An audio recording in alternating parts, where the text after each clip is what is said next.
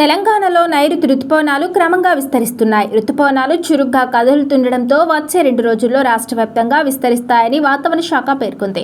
మరోవైపు బంగాళాఖాతంలో ఉపరితల ఆవర్తనం అరేబియా సముద్రం నుంచి బంగాళాఖాతం వరకు ఒక ద్రోణి కొనసాగుతున్నట్టు, ఈ ప్రభావంతో రాష్ట్రంలోని పలు జిల్లాల్లో మోస్తరు నుంచి భారీ వర్షాలు కురుస్తాయని, భారీగా ఈదురుగాలు వీచే అవకాశం ఉందని ప్రజలు అప్రమత్తంగా ఉండాలని వాతావరణ శాఖ హెచ్చరికలు జారీ చేసింది. ఇవాళ తెలంగాణలో మోస్తరు నుంచి తేలికపాటి వర్షాలు కురిసే అవకాశం ఉంది. అయితే పలు జిల్లాల్లో ఈదురుగాలతో కూడిన భారీ వర్షాలు కురిసే అవకాశం ఉంది.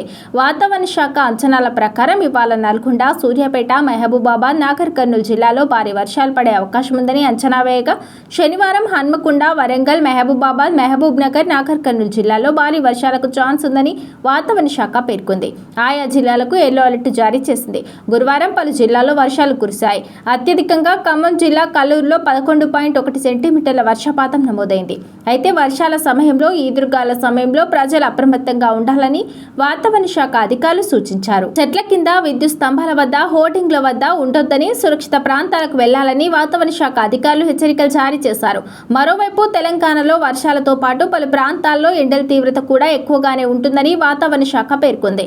నిజామాబాద్, జగిత్యాల, కరీంనగర్, పెద్దపల్లి, ఆదిలాబాద్, కొమరంభీం, ఆసిఫాబాద్, మంచిర్యాల, నిర్మల్ జిల్లాల్లో అక్కడక్కడ వేడిగాలులు వీస్తాయని వాతావరణ శాఖ అంచనా వేసింది. మరోవైపు ఈ ఏడాది తెలంగాణలో ఎల్ నినో ప్రభావంతో వర్షపాతం తక్కువగా నమోదయ్యే అవకాశాలు ఉన్నాయని, రైతులు వర్షాలు చూసుకొని పంటల సాగు చేయాలని అధికారులు సూచిస్తున్నారు.